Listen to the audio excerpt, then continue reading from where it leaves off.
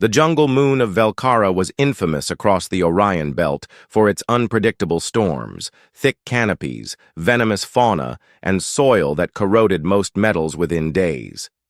No cadet looked forward to the shelter drill, and those who had experienced it spoke of it as a rite of terror, not passage. It wasn't the jungle itself that earned its reputation. It was the way the Galactic Survival Academy used Velcara to remind overconfident cadets that nature didn't care how advanced their species were. Dozens of cadets were transported by shuttle onto the edge of Sector 7G, the least explored quadrant of Velcara's surface. The terrain was uneven, saturated from days of previous rainfall, and the sky already growled with the promise of another deluge. A holographic field flickered overhead, projecting the parameters of the exercise in a dozen languages. An instructor's voice, calm, mechanical, and unsympathetic, announced the objective. You have 24 standard hours to construct a functional shelter using any tools and materials available to you on this moon. Your shelter must provide insulation, elevation, protection from native wildlife, and withstand Category 4 Velcaran wind shear. No outside help, no prefabricated modules. Begin. Alien cadets scrambled immediately. The Threxians began scanning for magnetic stone clusters to anchor their gravity pads. The Zornacrians formed a huddle to vote on architectural designs. Democracy slowed them, as always. A trio of sleek-headed Vortans unfolded carbon mesh frameworks from their emergency packs, confident in their technology. Hover drones lifted into the air, scanning the treetops and terrain. Elia Monroe, the only human present in this year's academy cycle, stood at the edge of the group. She adjusted her pack on her shoulders, observing the chaos erupting around her. Unlike the others, she didn't unpack her equipment or activate any drone. She stood still for a moment, eyes closed, inhaling the thick, mossy air of Velcara. She heard the squabble of the Zornacrians getting louder already. Someone had accidentally overridden a design file, and half their holomap was missing. The Vortan's mesh was catching on acidic vines, already fraying at the seams. One of the Threxians cursed as his gravity pad slipped on wet stone and nearly pulled him off a ridge. Elia turned and walked silently into the jungle.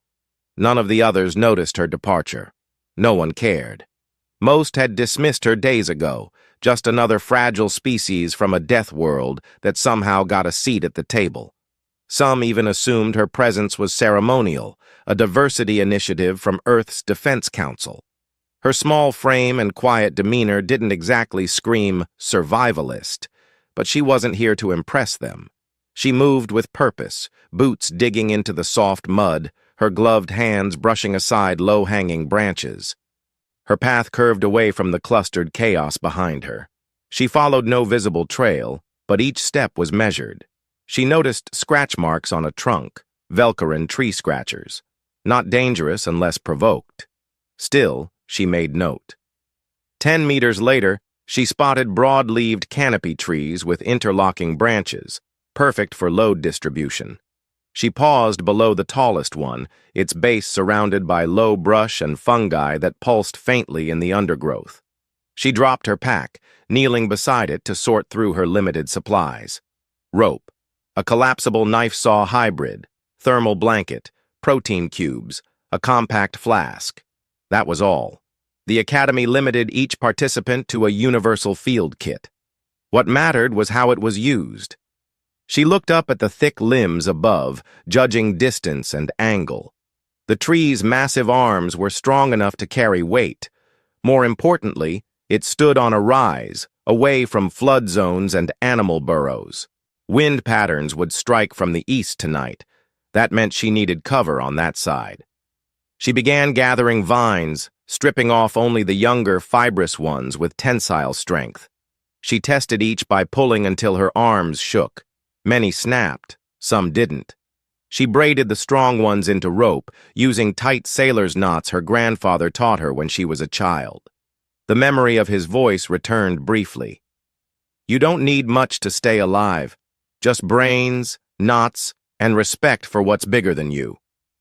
By the time midday heat pressed down, Most cadets were still arguing over plans or debugging misbehaving fabrication units. Some had barely cleared a building area. Others were trying to level ground that wouldn't stay level. Aaliyah had already secured 3 upper limbs of the tree, using her rope to form a Y-braced triangle. She climbed quickly, slipping into a rhythm that only someone familiar with vertical movement could maintain.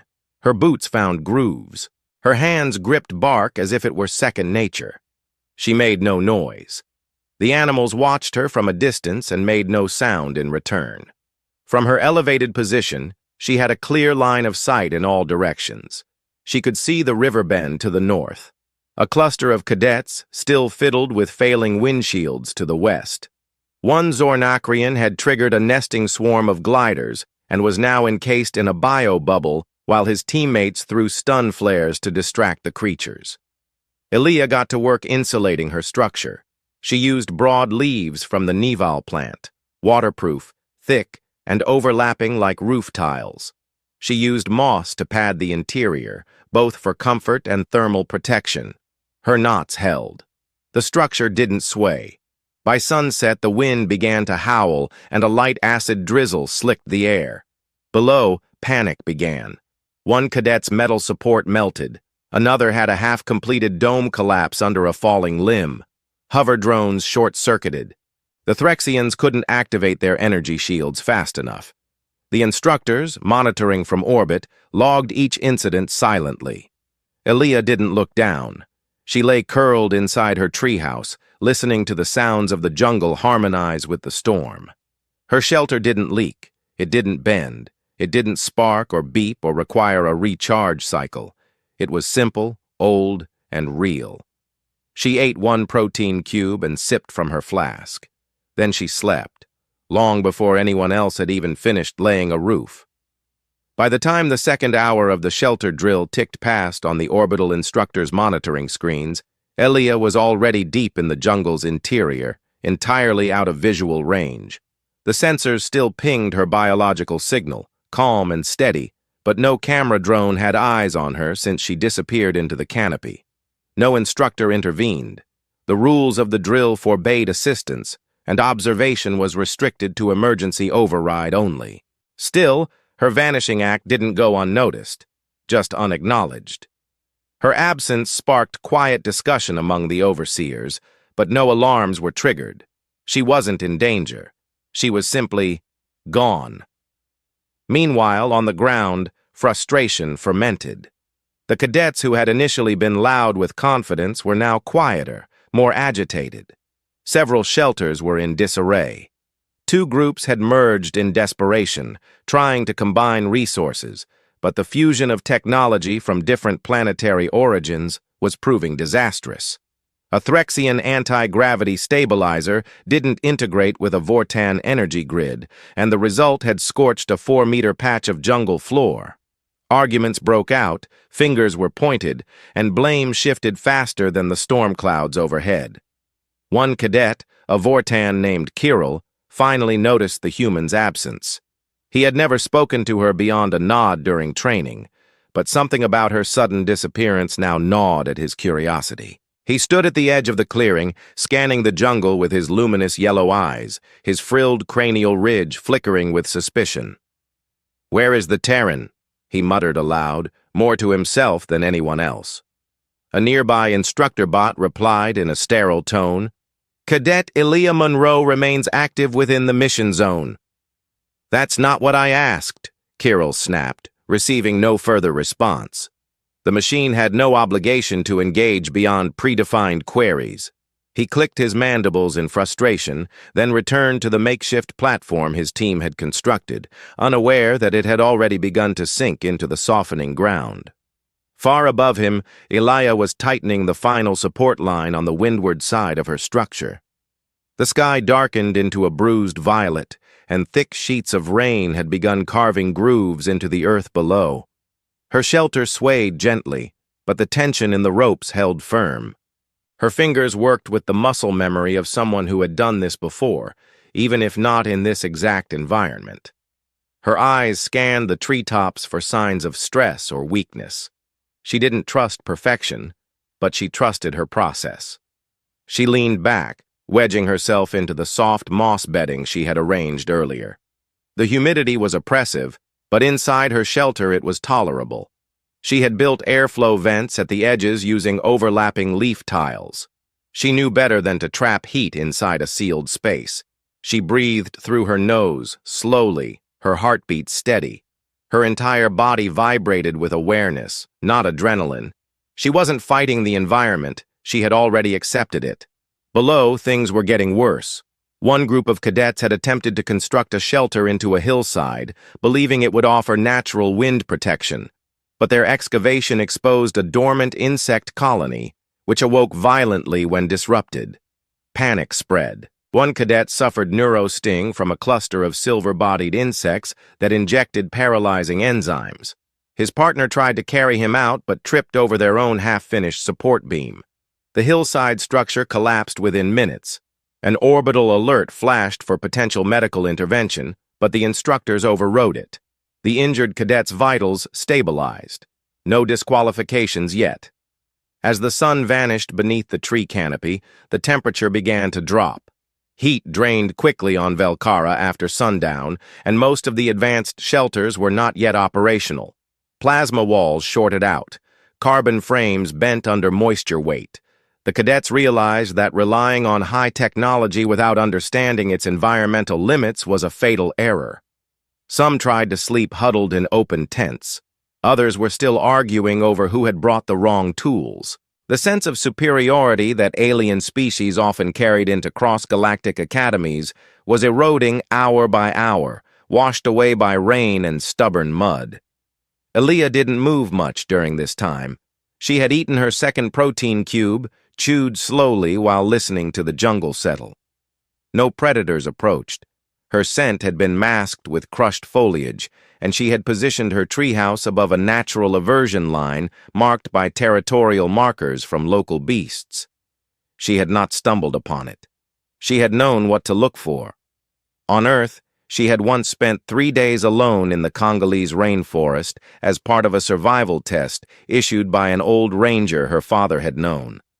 That experience had stayed with her, not because it had been terrifying, but because it had taught her to observe without interrupting. The jungle whispered around her. Raindrops drummed softly on her leaf roof, creating a rhythm that sounded almost like breathing. A few flying nocturnals passed nearby, but her shelter was invisible from below. The dark vines she had used to tie the framework matched the bark. Even if someone had been scanning with thermal optics, they would have seen only the faint glow of a human body heat signature tucked into foliage. Inside the orbital command module, one instructor paused the feed. He leaned closer to the screen displaying her stats. Resting heartbeat, body temperature, respiration, all within ideal parameters. "She's already asleep," he muttered, half in disbelief. "Impossible," his colleague replied. "No one's finished yet." The first instructor zoomed in on the upper canopy section and enhanced the image. There it was, a triangular form, camouflaged and secure.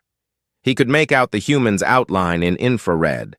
She had completed her shelter within 6 hours and had been resting since. "She built it herself," he added. "No fabrication, no tools outside regulation. She's using local materials. The structure is elevated, insulated, and stable." The room fell quiet. Someone eventually broke the silence. "I suppose Earth really is a death world." "Not just that," the first instructor said. "She didn't try to control the environment. She became part of it. That's rare." Back on the surface, Kirill had left his group without permission. His curiosity had overtaken protocol. He scanned for the human's signal, using a handheld transponder he had concealed for personal study. He followed the signal northeast, climbing over roots, ducking under wet vines, slipping more than once in the mud. He never found her shelter. Her construction blended too well into the treetops, and he wasn't trained in natural terrain tracking. But he stood beneath her tree, unknowingly, and looked up at the rustling canopy. "She's not lost," he whispered. "She's hiding." He turned back before his absence was noticed. Above, Elia adjusted slightly in her sleep, pulling her thermal sheet over her shoulder. Her dreams were quiet. Her body remained still. She had done everything she could for the day, and she knew that rushing would only bring mistakes. The jungle had accepted her presence. That was enough. The third phase of the shelter drill arrived not with ceremony, but with groaning metal, cracking foundations, and flashes of panic through the trees. The storm reached its peak just before midnight. It hadn't come in a slow wave, but had crashed down all at once. High-velocity winds, acidic rainfall, and the bone-deep howl of Velcara's infamous electric gusts tearing through anything that wasn't perfectly secured. The jungle roared. The canopies above writhed like sea creatures, and every poorly fastened joint in every shelter below started to betray its creators. Elia stirred slightly. Her eyes opened before her ears had registered the changes. The subtle shift in vibration through the tree's bark told her something significant had shifted in the weather. She didn't panic. She reached above her head, pressed her palm gently to the thick vine anchoring the main crossbeam. It held fast. No tension loss. No twist. The structure responded with the slight flex of something alive but stable. She exhaled and settled back. The shelter was holding exactly as it should. Down below, Kirill's team was not so fortunate. The Vortan's pride had led them to rely on their signature modular design, 4 hovering corner pillars and a dome-shaped carbon polymer shield. But the dome hadn't fully sealed before nightfall. And now, exposed to Velcaran rain, its anchoring grid began shorting out at the weakest solder points. Sparks hissed into the wet soil. The dome flickered and collapsed inwards, drenching the cadets and their gear. Kirill shouted at his teammate, a Nirvani engineer named Solrek, to disengage the power link. Solrek was panicking. His claws fumbled against the wet control panel. A surge burst through the wiring and shocked him off his feet. The tent collapsed entirely within seconds. The shelter failed. Instructors monitoring the situation tagged the incident. Critical compromise. Structural failure due to over-reliance on technology. No casualties. Kirill stood drenched in acidic rain, the polymer coating on his uniform already beginning to peel. His mandibles clenched tightly. This was a disgrace. Worse, he was beginning to understand that the disgrace was not the failure. It was the presumption that his team had ever been prepared. To the east, a team of Zornacrians had constructed a 2-level platform using metallic scaffoldings imported from their homeworld. The structure had been mathematically perfect, down to the micrometer. But the soil wasn't cooperating. Velcaran ground absorbed weight unevenly. Their sensors had miscalculated slope flow after the 3rd hour of rain. The scaffolding began to tilt. One by one, legs started sinking into the mud. The top platform, where the command relay unit had been placed, crashed into the bottom with a thunderous metallic shriek. One Zornacrian fell and fractured a leg. Medical bots pinged the instructor board. A temporary force field was activated around the cadet, but the shelter was lost. Elia, meanwhile, had repositioned herself just once during the entire storm. She shifted her weight to counterbalance the rhythmic pull of the wind on her shelter. Her feet pressed against one inner support as she pushed her shoulder against the opposite side. Her movement wasn't improvised. It was practiced, intuitive, and minimal. She understood that control wasn't dominance. It was participation. She wasn't forcing the shelter to resist the storm. She was breathing with it. A shriek below interrupted the steady sound of rain. Somewhere near the western ridge, a Korvathi cadet had triggered a localized landslide while trying to carve into a rocky outcrop. The ancient basalt crumbled under pressure, and a pile of wet earth and stone buried half of his shelter. He survived, but his shelter was declared invalid. By early dawn, barely 7 shelters remained standing. Only 2 were deemed complete, and even those were deemed structurally compromised. The rest were in varying stages of collapse or abandonment. The cadets had tried to outthink Velcara. She had reminded them who was in charge. The instructors gathered in the orbital debrief room, looking over status feeds and heat maps. One chart stood out, Elia's. Her vitals hadn't changed for over 4 hours. Respiration steady, temperature stable. She had remained asleep. One instructor tapped the feed, expanding the shelter's thermal signature. The shape was still pristine. No thermal leaks, no movement. The shelter was perfect. "I don't understand how she finished it so early," a junior officer said. "She didn't finish it," the lead instructor replied. "She never treated it like a project. She made it a home." Back on the surface, Kirill stood with his arms crossed, mud up to his knees, staring up into the trees. He knew she was up there somewhere. He had spent the entire night thinking, not sleeping. He had replayed every moment of the first hours. He had watched her slip away while the rest of the cadets obsessed over blueprints. He had ignored the instinct to follow her. Now that instinct felt like a mocking voice in his skull. He heard movement, faint, above, a branch shifting, a rustle of leaves. He looked up again and thought he saw something unnatural, too symmetrical to be wild growth. He didn't call out. He didn't climb. He simply nodded once, as if accepting a truth too long denied. Elia awoke just after the rain stopped.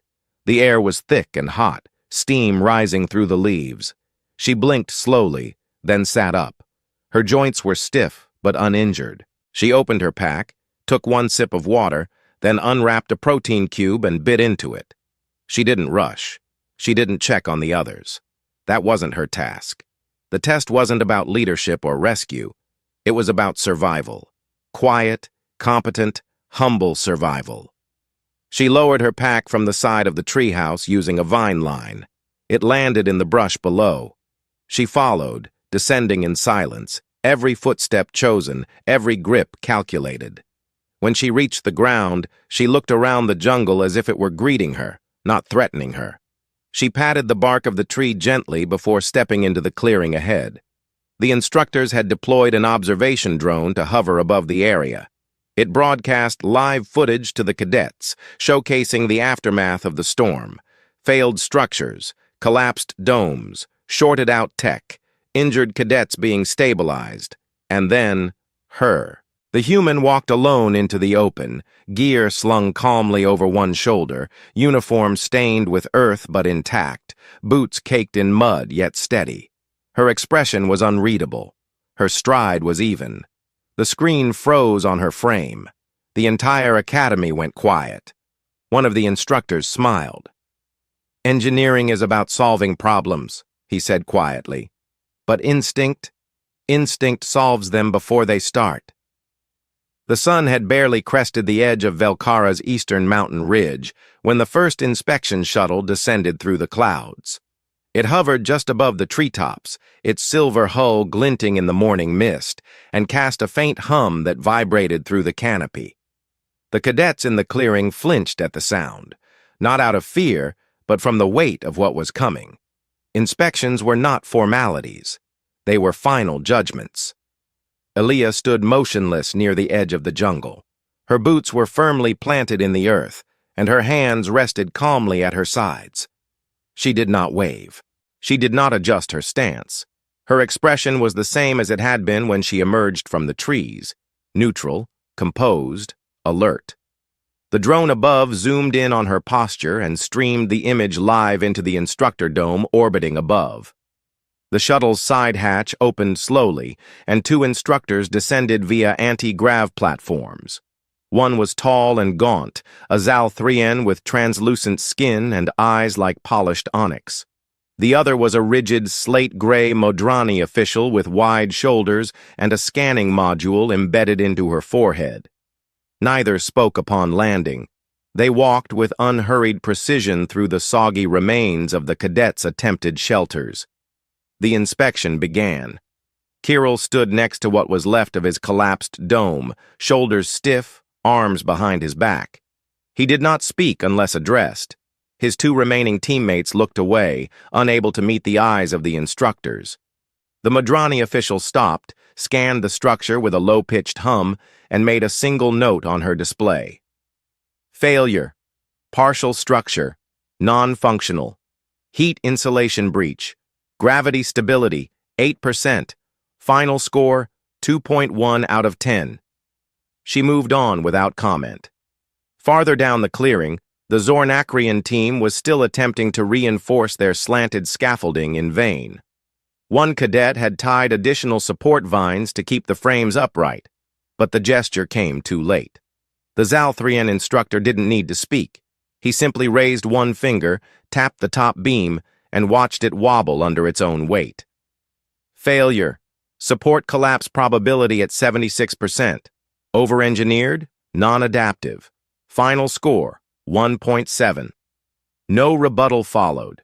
The cadets merely stepped aside. The inspection continued for over 30 minutes. Each shelter, or what was left of it, was cataloged, scanned, and judged. Every attempt built on assumptions of control or superiority had failed to endure Velkhara's wrath. Some cadets tried to explain. Some apologized. Others said nothing. The instructors responded with silence. This was not a debate. When the Modrani turned toward Aelia, she paused. There was no structure to scan in the clearing. No platform. No wall. No beams. Only the human cadet, standing calmly, her gear hanging across her back. "Cadet," the instructor said flatly, "where is your shelter?" Aelia didn't speak at once. Instead, she pointed upward, into the canopy where the leaves rustled gently in the wind. The instructor followed the gesture and adjusted her scanner to vertical mode. The system pulsed with infrared and sonar mapping for 3 seconds, then froze. The screen projected a detailed scan of a multi-point elevated structure hidden in the treetops, complete with water-shedding angles, wind dispersal nodes made from local vegetation, and insulation coverage estimated at 93%. Rope connections, leaf roofing, bark insulation, organic integration with zero tech dependency. The instructor's eyes narrowed. The Modrani didn't emote easily, but her silence grew heavier. The Zalthrian instructor stepped closer and looked directly at Aelia. "You built this without fabrication?" "Yes," she said simply. "You gathered and processed local material by hand?" "Yes." "You constructed it alone?" "Yes." He turned toward the screen, analyzing the scan again. "It is functional?" "I slept in it all night," she said. "It withstood the wind. I remained dry. It's stable." There was a long pause. Neither instructor said a word for several breaths. Then the Modrani spoke, her voice low and precise. "Final score, 10. The clearing went silent. A murmur rippled across the watching cadets. No one had ever received a perfect score on Velkhara. No one had even come close. Some turned to look at Aelia, but she was already stepping back toward the edge of the trees, not lingering for praise. She didn't gloat. She didn't smile. She simply returned to the place where she had waited earlier. Kirill followed her with his eyes, something unreadable in his expression. It was not envy. It was closer to respect, though still wrapped in disbelief. He had known she had succeeded, but he hadn't expected this. None of them had. The instructors concluded the inspection. They didn't offer speeches or summaries. Their role was not to motivate. It was to evaluate. The shuttle lifted into the air minutes later and vanished into the clouds without ceremony. The cadets remained standing in silence for a moment longer. Eventually, someone approached Aelia. A young Terrakian cadet whose scaled face and four-fingered hands trembled with uncertainty. He was among the few whose shelter hadn't completely failed, but it hadn't survived the storm either. He stopped a few meters from her and shifted awkwardly. "How did you know?" he asked softly. Aelia didn't pretend not to understand. She looked up into the trees, then back at him. "I didn't," she said. "I just listened." "Listen to what?" "To everything." He blinked, confused. "The trees, the wind, the ground, the insects, the heat, my breath, the rope tension, the way the bark moved when I leaned against it, the sound of the rain hitting different leaves." He was silent. "Most cadets tried to build something that would fight Velkhara," she added. I built something that would move with it. He nodded slowly, absorbing the words more than understanding them. Then he walked away without another word. Kirill remained near the clearing's edge, still watching. He hadn't moved since the shuttle left. After a long moment, he approached her. I saw you leave, he said quietly. I know, she answered. I should have followed. Then you wouldn't have learned what you learned. He hesitated. You didn't just win the drill. You made the rest of us look like fools. No, she said. You all made yourselves look like engineers who forgot what survival means. He exhaled, almost amused by the simplicity of her response. Are you always like this? Only when people are watching, she said with a faint trace of humor. He nodded again and turned to leave, but he paused. Thank you, he said. She didn't respond. The jungle stirred around her again, the breeze shifting in direction, the calls of nocturnal creatures quieting as the sun warmed the soil. Velkhara had not been conquered, but one human had proven that survival didn't require conquering. It required listening, adapting, and knowing when not to interfere. And somewhere high in the trees above, her shelter remained. Not as a monument to her success, but as a quiet witness to the night when instinct defeated engineering. The jungle had returned to silence. The inspection was over. The instructors had vanished back into orbit. There were no more assessments, no more checklists, no more interruptions. Only the cadets remained on Velkhara now, mud-soaked, bruised, humbled. Aaliyah moved through the clearing with quiet purpose. While others lingered by broken shelters or regrouped with their surviving teammates, she focused on what came next. The drill was complete, but her mind hadn't stopped calculating. Survival didn't end when the score was announced. She didn't trust formal endings. Real tests had none. She returned to her treehouse not because she had to, but because it was still hers.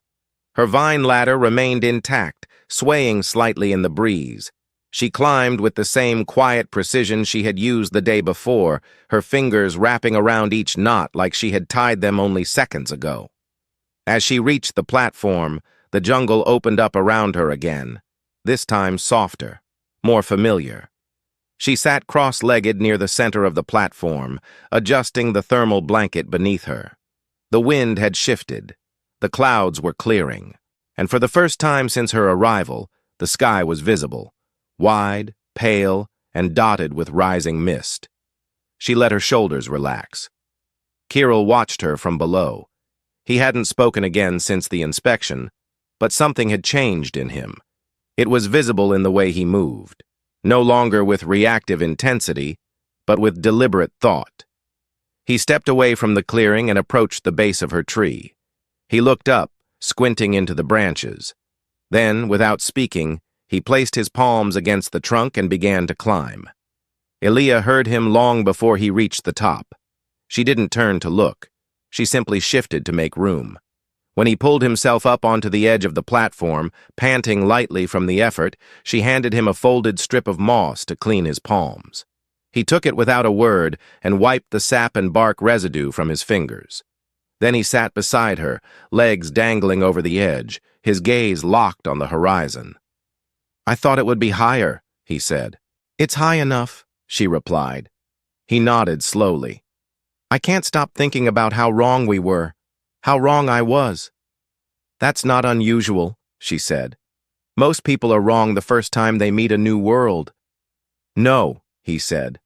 I don't mean wrong about the jungle. I mean wrong about you. She didn't answer. He continued. I thought you were an outlier, just lucky. Maybe even irrelevant. I didn't take you seriously because you weren't loud or proud or covered in tech. Most people don't, she said, until it rains. He smiled faintly. That's when everything washes off. They sat in silence for a while. The jungle shifted again, this time less aggressively. It seemed to accept their presence, no longer treating them as foreign invaders. I think I understand now, he said. It's not about the tools, or the plans, or the power cells. It's about giving in without giving up. She looked at him for the first time since he climbed up. Her expression was calm. It's about knowing the difference between building to survive and surviving to build. His brow furrowed slightly. Explain. Most cadets built to prove something, she said. To show skill, to assert dominance, to impress the academy. But none of them built to rest, to breathe, to last.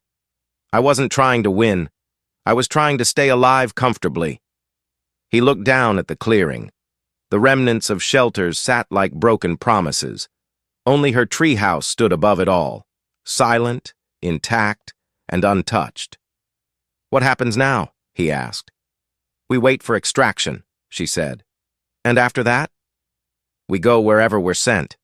He exhaled. That's simple, huh? She looked back at the horizon. Nothing about this is simple, but the choice is. He turned toward her, his voice more thoughtful now. Do you think anyone else learned the same lesson? No, she said. Not yet. But they might? Maybe. If the embarrassment wears off?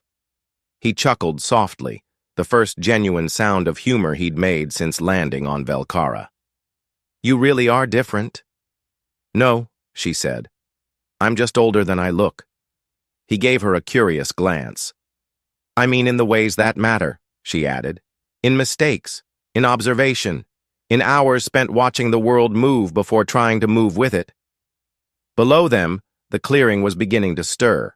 Some cadets had started rebuilding, less out of pride now, more out of instinct. Even those whose shelters had failed were starting to gather debris, cut vines, and reassess terrain elevation. The change was subtle, but Elia noticed it. They're trying again, she said. Kirill followed her gaze. Not for the score this time. No, she agreed. For themselves. A sharp chime echoed from the treetops, an alert from the orbital instructors. The shuttle was returning for extraction.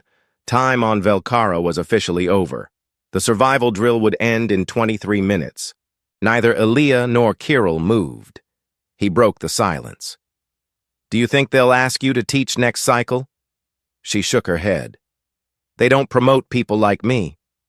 Why not? Because I don't tell people what to do. I just do it.